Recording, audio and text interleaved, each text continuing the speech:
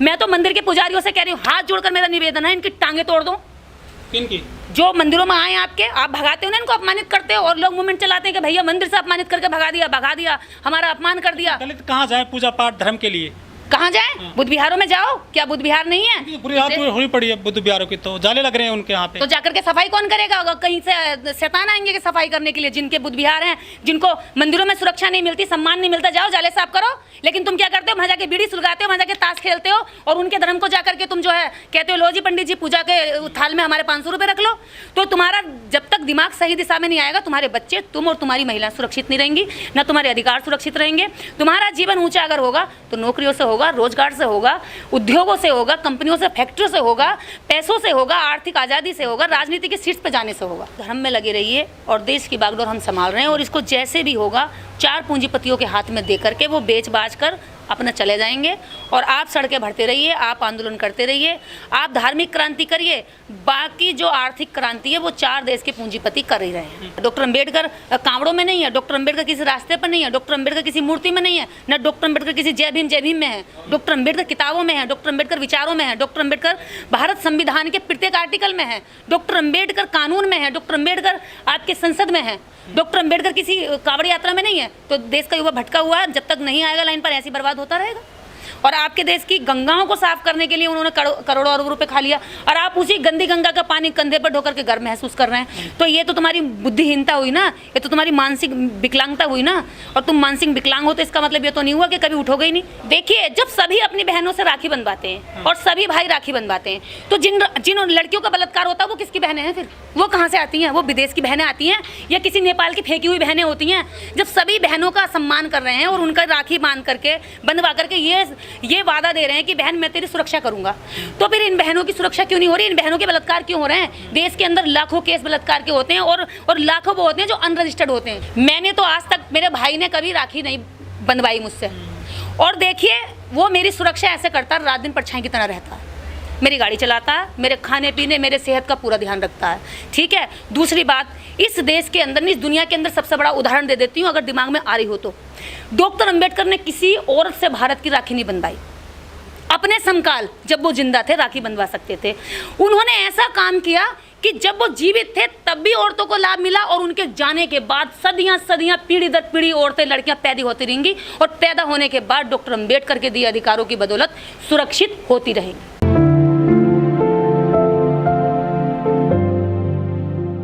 देखिए, महिलाएं सबसे ज़्यादा इस भारत ने, इस दुनिया के अंदर, यदि घर की सबसे पहली हम कहें बेस है तो महिला है, क्योंकि बच्चे को संस्कार महिला देती है, माँ देती है। चाहे नेता हो, वकील हो, डॉक्टर हो, इंजीनियर हो, कोई भी हो, देश का प्रत्येक नागरिक महिला की माँ की गोद से खेलकर बड़ा होता है। जैसे वो संस्कार देगी वैसा वो बड़ा हो जाएगा। माँ चाहे तो बुद्ध बना दे, माँ चाहे तो अंगुली माल बना दे। और उसके बाद है समाज, कि समाज का परिवेश क्या होता है। इसके ऊपर है सरकार की नीतियाँ, कि सरकार किन चीज़ों को प्रमोट कर रही है और किन चीज़ों को लाठियाँ बरसा रही है। तो जितना भी आडंबर देश के नागरिक ढोते हैं, महिलाएं हों, युवा हों, सड़कों पर अभी देख लीजिए कांवड़ियों ने खूब वो ढोई है, वजन ढोए हैं। तो अभी जिन बुजुर्गों की कंधे पर ढोकर के कुछ लड़कों की ऐसी तस्वीरें आई हैं, खुद की हालत ख़राब है, पैरों में छाले हैं, ढो रहे हैं वो कांवड़ में। हाँ, वो एक अलग विषय है कि वो अपने माँ बाप को कंधे पर लेकर ढो रहे हैं। लेकिन सरकारें वृद्धा पेंशन ख़त्म कर रही हैं, उसकी लड़ाई नहीं लड़ रहे हैं। जो उनके जीवन को अच्छा बनाने के लिए, उनकी दवाई लाने के लिए, उनको लत्ता कपड़ा जो भी ज़रूरत होती है बुढ़ापे में, उनकी वृद्धा पेंशन ख़त्म की जा रही है। तो आपको जो राइट्स चाहिए, हमें इस आडंबर से कुछ नहीं मिला। अगर मिला है तो अधिकारों से मिला है तो संविधान से। लेकिन मेरठ में एसएसपी और जो डीएम है वो खुद फूल बरसा रहे हैं कांवड़ियों पर, हेलीकॉप्टर से। योगी जी भी बरसा रहे हैं, तो धर्म तो मजबूत कर रहे हैं ना वो। देखिए, वो यही जताना चाह रहे हैं कि आप धर्म में लगे रहिए और देश की बागडोर हम संभाल रहे हैं, और इसको जैसे भी होगा 4 पूंजीपतियों के हाथ में दे करके वो बेच बाच कर अपना चले जाएंगे। और आप सड़कें भरते रहिए, आप आंदोलन करते रहिए, आप धार्मिक क्रांति करिए, बाकी जो आर्थिक क्रांति है वो 4 देश के पूंजीपति कर ही रहे हैं। दलित भी तो वही काम कर रहे हैं। क्या कर रहे हैं दलित? तो कांवड़ लेकर आ रहे हैं, बाबा साहब को लगा रखा है कांवड़ पर। हाँ, तो कांवड़ हो रहे हैं ना, उससे क्या होगा? उनका क्या मिलेगा? तो भटक रहे हैं जो कांवड़ लेकर के आ रहे हैं वो। बिल्कुल भटक रहे हैं। मैं तो कह रही हूँ, मैं तो कहती हूँ आप मेरे साथ जितने सड़कों पर उतरे हो ना, मेरे साथ एक दिन खड़े हो जाइए रोजगार के लिए, देखिए सरकारें ना हिल जाएं तो अलग बात है। तो जितने सड़कों पर गए हैं ना अभी कांवड़ों के ढोते हुए, जिस दिन ये लाठियां लेकर के, जिन लाठियों को सहारे ये पानी लेकर के आ रहे हैं, इस पानी को भरकर ला रहे हैं, और उसी गंगा को, उसी पानी को शुद्ध करने के लिए करोड़ों अरबों तुम्हारे सरकारें खा गई और लोग खा गए। अभी मैं कह रही हूँ कि जब तक गंगा साफ नहीं होगी, लेकिन देश की बैंक के साफ कर दी उन्होंने, आपसे करवा रहे हैं कांवड़े ढोवा रहे, और वो आपकी देश की बैंक के साफ कर रहे हैं। कोशिश करनी चाहिए, पर देश की सरकारें जिस दिन अंधविश्वास और आडंबर को स्वीकार कर लें और उसी पर सारा काम कर लें, हालांकि सत्ता का कोई भी लोकतंत्र में ना तो धर्म होता है और ना ही वो किसी धर्म को डिमोरलाइज कर सकती है, ना ही उस धर्म को अपडेट कर सकती है, यानी कि उसको क्या कहते हैं, मजबूत कर सकती है। लेकिन जो योगी मोदी की सरकार स्पेशली जैसे मध्य प्रदेश में हो गई, वो तो धर्म के इर्द गिर्द घूम रहे हैं, सब चीज़ें कर रहे हैं, वो कावड़ियों के पैर भी दबाते हैं, उनके लिए बड़े बड़े कैंप लगा रहे हैं, और काफ़ी बजट भी, राम मंदिर का निर्माण भी कर रही है सरकार, लोग ऐसा कहते हैं। देखिए राम मंदिर का कितना हल्ला मचा, ठीक, राम मंदिर बन गया, इस राम मंदिर के बाद भी भूखमरी, गरीबी, इस देश के अंदर महिला अत्याचार, इस देश के अंदर बेरोजगारी बरकरार है और ऊंचाई पर चढ़ी है। जहां लाखों नौकरियां निकलती थी, आज हजारों भी नहीं निकल रही हैं। भाई सबसे पहली ज़रूरत इंसान का पेट है, इस शरीर पर रहने वाले कपड़े हैं, इस जहां सोएगा उसके लिए छत है, जब उसकी बेसिक नीड्स जो हैं वो आप पूरी नहीं कर पा रहे हो। रोजगार नहीं मिलता, मिल रहा होगा जो कमाया है, मजदूरी की है। मैं तो देख रही हूँ जो खेतों में कर करके धान लगा करके जो 2-2, 4-400 रुपए कमाए थे ना, वो भी कांवड़ ले जाने में लगा दिए है ना। रोजगार कह रहे हैं कि जो उत्तराखंड में जो व्यापारियों का बड़ा अच्छा लाभ हुआ, इस बार लाखों रुपए कमा लिए साल भर के लिए उन्होंने। बता रही हूँ ना, व्यापारियों का किसका होता है, वहाँ बैठा हुआ 5वीं फेल पंडा पुजारी जो इतना लंबा तिलक लगा लेता है और जो भी करता है वो अपने, और 4 मंत्र बोलता है, उसमें से 3 चबा जाता है और उसको उल्लू बना देता है, क्योंकि उसने कभी संस्कृत पढ़ी नहीं। जब पढ़ने को आया तो उन्होंने इंग्लिश पकड़ के आगे की रेस लगा ली।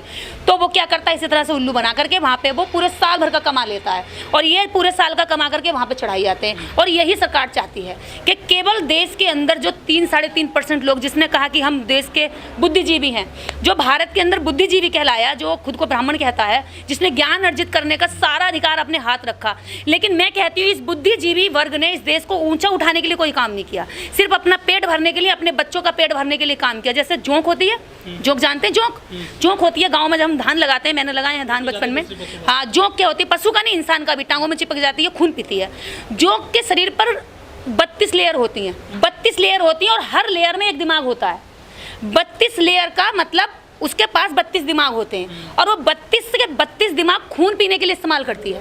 वैसे ही इस देश का बुद्धिजीवी वर्ग, जो खुद को, जो ब्राह्मण, जो एक वर्चस्ववादी समाज कहता, उसने अपने पूरे 32 के 32 दिमाग, जो भी उसके पास बुद्धि थी, उसने उसका इस्तेमाल सिर्फ और सिर्फ अपने सुख सुविधा के लिए किया, ना कि देश के लिए किया, ना कि देश के उस यूथ के लिए किया, ना देश की महिलाओं के लिए किया, ना देश की तरक्की के लिए किया। और आज भी वह जातियां बना करके बांट कर, जो भारतीय संविधान लागू होने से पहले थी, आज भी उन्हीं को बरकरार रखना चाहता है, क्योंकि उनको बरकरार रखने से उनका ठाट बाट बना रहेगा, उनकी जो सुविधा भोगी जिंदगी है वो उनकी बरकरार रहेगी, और वो ऐसे ही बनाए रखना चाहते हैं। तो ये तो इन दबे कुचले दलितों, पिछड़ों को, इनको मरे गिरों को समझना चाहिए कि टांगे तोड़ तोड़ करके तुम वहां जा रहे हो। मैं तो ओबीसी भी दबा कुचला, ओबीसी बिल्कुल, मैं तो मानसिक रूप से वो दबा है, कुचला है, वो ऐसा है, उसी के हक को खाने के लिए जिस बंदूक में गोलियां भरी जाती हैं ना, उसी बंदूक की गोलियों के नहीं, कारतूस को बनाने का काम, बारूद भरने का काम ओबीसी करता है, कि लो जी मारो और पिछाती देता है। तो इससे बड़ा मूर्ख कौन होगा। यह है सुरक्षा का वादा। जब डॉक्टर अंबेडकर ने मैटरनिटी लीव के लिए,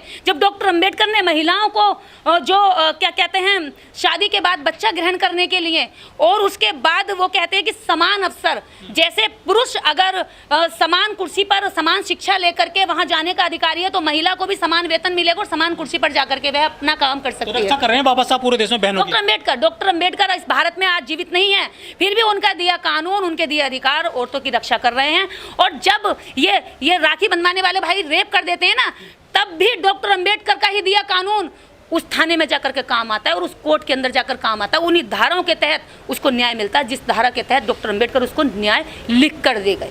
देश के अंदर कभी मूर्तियों की, आपने देखा होगा, राम की मूर्ति नहीं तोड़ी जाती, कृष्ण की नहीं तोड़ी जाती, किसी देवी देवता की नहीं तोड़ी जाती, किसी और महापुरुष की भी नहीं तोड़ी जाती, सिर्फ और सिर्फ डॉक्टर अंबेडकर की ही क्यों तोड़ी जाती। कभी आप लोग सोचते हैं इस बात को?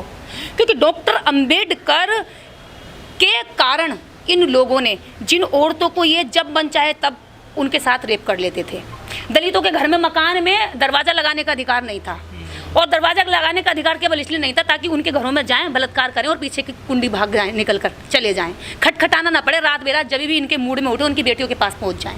ठीक, उन दलितों के घरों में मकान में छत डालने का और दरवाज़ा लगाने का अधिकार दे दिया, इसलिए नफरत करते हैं। ठीक, जो लोग इनकी गुलामी करते थे, जो लोग इनके घरों में जाकर के पानी ढोते थे, इनकी भैंस का गोबर उठाते थे, इनका मैला उठाते थे, इनके ये हक देते थे और उसको ये कट्टे में भर के और टोकरी में भर के सर पे रख कर ले जाते थे।